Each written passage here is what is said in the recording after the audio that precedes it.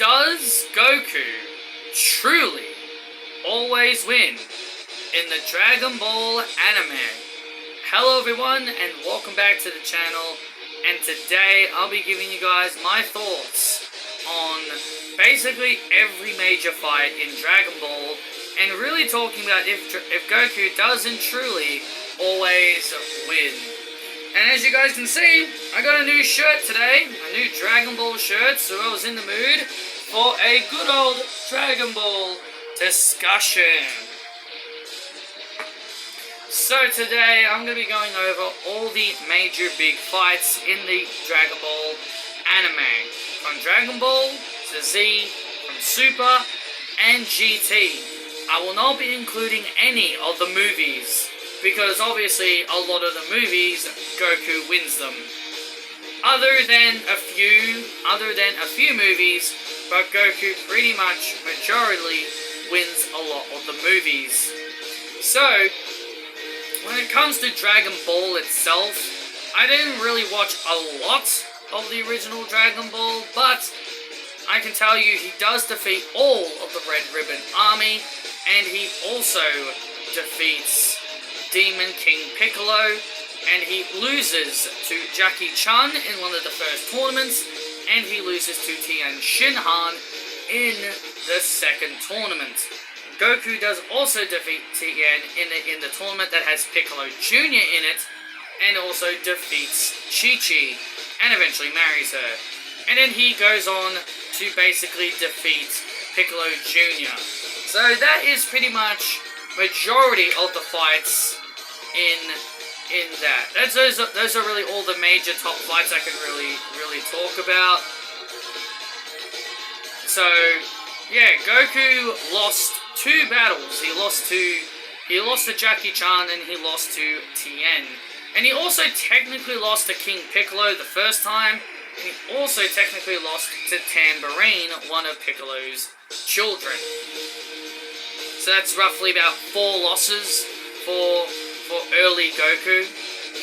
In Z, he loses to Raditz after Piccolo special beam cannons him and Raditz. So Raditz, and also, should we really count Goku's first fight with Raditz, where Raditz knees him and kidnaps Gohan? Because if that's the case, then that's technically 2 losses for Goku against Raditz, because Goku doesn't really defeat Raditz, he sacrifices himself to basically save Gohan and defeat his brother Raditz. So he technically doesn't even defeat his own brother Raditz. But yet there's a sparking zero what if of what would have happened if Goku actually did defeat Raditz. So yeah, that's interesting.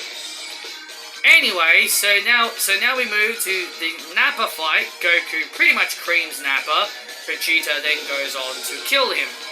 So this is where things get a bit more interesting. Goku and Vegeta and their fight eventually happens. And I want to know your thoughts, guys. Should this count as a victory for Goku, or a loss for Goku, or an assisted win for Goku? Because the reason why I'm bringing this up is because there are 3 different outcomes here. Goku, in theory, was losing to Vegeta when he went into the Great Ape form, and Gohan, Krillin, and Yajirobe came to his aid. So, in theory, if they never came to his aid, Goku would have, in theory, lost. And Goku wasn't really going to be able to defeat Vegeta on his own. So it took Krillin, Gohan, and Yajirobe to eventually help him out in defeating Vegeta. So again, I want to let you guys know on your thoughts on that. Should that count as a win, or as a loss, or maybe a draw, or maybe even assisted win for Goku? You guys can let me know your thoughts on that one down below. So Planet Namek becomes the Vegeta always wins saga, because he defeats Qui, he defeats Dodoria, and defeats Zarbon in his second attempt, because in his first attempt he lost, and then he destroys all the Ginyu Force members until Captain Ginyu in Dragon Ball Super. Yes, Goku in theory does defeat Recoome and Birdo, but Vegeta finishes them off. by making sure they stay dead. Goku would then defeat Frieza on planet Namek. Also, there's one more fight that I should talk about before the Frieza one, actually, and that's the fight with Captain Ginyu. This is another fight that really goes undecisive for Goku. Should this count as a loss, or should the match be undecisive? Because Goku was strong enough to defeat Ginyu until Ginyu switched bodies with him. So, when it comes to the fight with Ginyu, it's actually kind of hard to really say if Goku... Well, I think Goku would have won if he knew what Ginyu was going to do before the body change. But because Goku turned him into a frog... Yeah, this one's a bit of an undecided one for me. So you guys let me know if you think that should be a victory for Goku or a loss for Goku. And then after the Ginyu stuff, only then Goku would go on to defeat Frieza. Frieza was still alive, but then he gets sliced in half by Trunks. And also, I'm not going to be counting anything involving the Garlic Jr. saga, because Goku wasn't there during the Garlic Jr. saga. So we're moving on. Then throughout the entire Android saga, Goku goes winless throughout the entire Android saga, because he loses to Android 19, doesn't interact with Android 17, 18, and 16, but ends up fighting Cell in his perfect form. There's actually a what-if scenario in Sparking Zero if Goku actually went down to help Piccolo before he actually got killed, which I find really interesting. So yeah, Goku basically goes winless throughout the entire Android arc, because he doesn't even defeat Cell. He eventually forfeits against Cell, and Gohan is the one that ultimately defeats Perfect Cell. Goku even doesn't defeat a Cell Jr. So that's another loss for Goku. So a bit of a losing streak there for Kakarot. I think Kakarot doesn't always win, as what the internet likes to say. The Otherworld Tournament. This is the filler arc that happens when Goku is dead. Goku mainly wins all the fights in there and even defeats Pikkon. So now he does have some wins. Which, you know, should Goku really have lost any of those fights? And it's a filler arc. Who really cares about filler, right? So, the next time Goku has another fight is when he comes back to life just for one day and defeats Yakon. And this is a part of the main anime, so I guess I should count it as an actual win, and it's a part of the main canon, so there's that. So yeah, victory there for Goku as well. And then we get the Majin Vegeta fight. Now this is another fight, just like the first fight with Vegeta and the Ginyu fight, that I'm not really sure on where to really put this fight. Should this fight count as a loss for Goku because Vegeta technically knocked him out? Or should this be another fight that went undecisive? So you guys can let me know about that one. Because I don't think Goku would have won. I mean, maybe he would have won. But this is another one of those fights that I think went undecisive and had a bit of a, you know, it has a bit of up and down. So I think it's either decisive, or you could probably say Vegeta did indeed get the victory over Goku when he knocked him out when they agreed to stop the fight so they can go deal with Majin Buu. So then, Goku would not get another victory again until Kid Buu. Yep, even as Vegeta, he doesn't get a victory against Majin Buu or Buuhan in that state. Goku, alongside Vegeta and Mr. Satan and Good Buu, all work together to defeat Kid Buu. So this is another victory for Goku. And the first victory for the Spirit Bomb in the main anime, not counting the movies. And the only victory for the Spirit Bomb, because it never works ever again. Moving on to Dragon Ball Super next. Goku loses to Beerus in his first encounter. It battles Beerus again for the second time, even with Super Saiyan God powers, and still loses to Beerus. So Goku goes 2-0 against Beerus. Man, Goku truly doesn't always win, like they say. And then we get the universe, and then, as you know, we then get the Frieza saga, where Frieza technically beats Goku in his golden form because Goku dropped his guard and Sorbet shot him through the chest. But Goku does eventually get the victory and defeats Frieza anyway, because Frieza kind of blows up the Earth. Whis uses his rewind timing ability to rewind time. Goku then comes out of nowhere, tells Vegeta to move out of the way, and then he Kamehamehas Frieza before he even gets the chance to pretty much blow up the Earth. So that's technically a win for Goku as well. And obviously Vegeta wasn't too happy about it.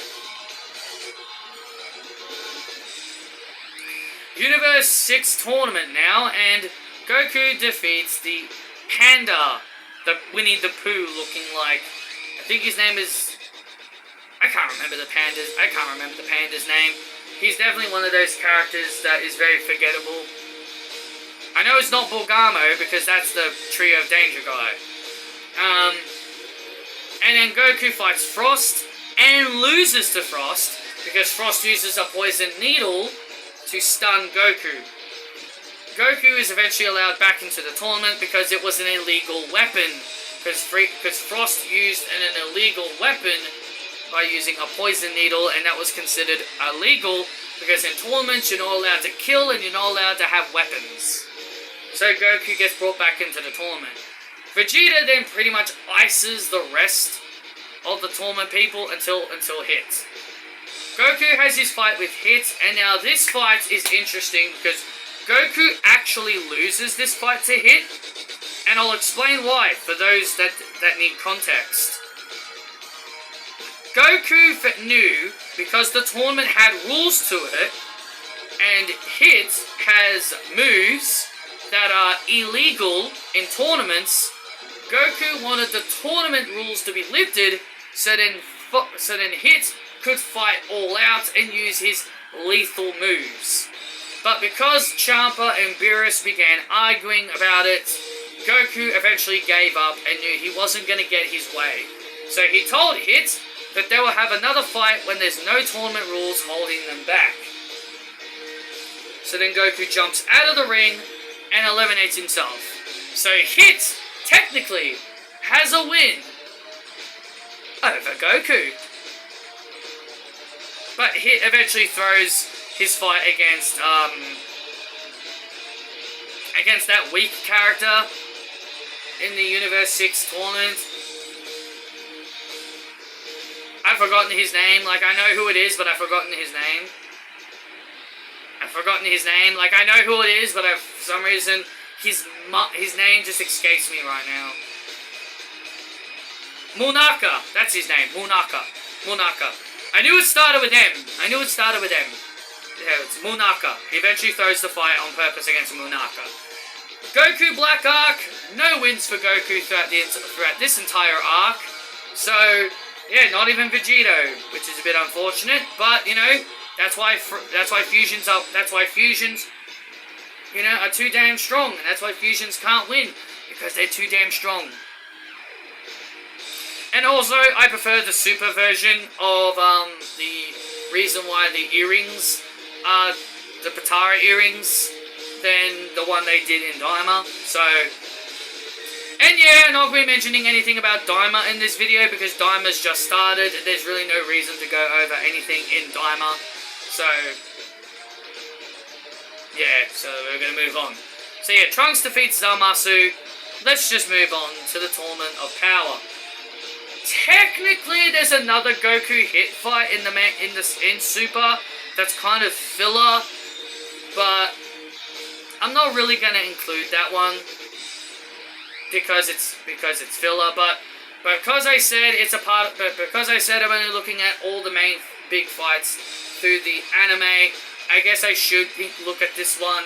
Basically, what happens is that someone hires Hit to assassinate Goku, and Hit does this really devastating blow on Goku that kills him, but not really.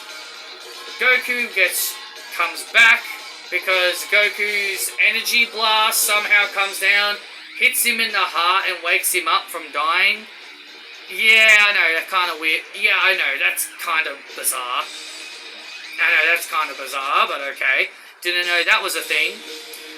Anyway, so then Goku and Hit have their rematch, and I don't know if this should really be a Goku win or an undecisive victory, because Goku reveals he was the one that asked Hit to come and assassinate him, just for an excuse to have another fight with Hit, so then that way they could have another match without any restrictions like in the tournament. Yeah, kinda dumb, but hey. Tournament of Power next. The Tournament of Power is next. And man, I can't go over every single person Goku defeats in this tournament, because it's a lot of people. I'm only going to be focusing on the main people he defeats. He defeats the trio of Danger, Borgamo, Lavender, and Basil, with the assistance of Vegeta. He defeats all three of them. With the assistance of Vegeta. He defeats Kefla, Caulifla and Kale fused together as Kefla, and also the eventual battle with Hit. But Goku also technically defeats Anilaza, the big giant from Universe 3, but that was an assisted victory with Gohan, Frieza, Android 17. I think that's everyone. It's Goku, Vegeta, Gohan, 17, and Frieza. All of them. So they all managed to defeat Anilaza as well. And also Goku kind of helps finish off the Universe 2 goons that were left after Brienne and all of them got eliminated. So that's about 3, 6, Caulifla and Kale, 9, Anilaza 10, and then you've got Hit, then you've got Jiren. Which, speaking of Jiren, this is a battle I'm gonna give it to as a draw. Why? Because if you've seen the fight, it takes Goku, Frieza, and 17 to defeat Jiren. And Goku also eliminates himself alongside Frieza to eliminate Jiren. So, in theory, in my opinion, this fight should be a draw, because Goku technically doesn't defeat Hit. He eliminates himself to eliminate Jiren. Sorry. He eliminates himself to eliminate Jiren. So I wouldn't really call this a win for Goku over Jiren. I would say this is a draw, because both of them have actually lost. But, you know, so yeah, I wouldn't really count that.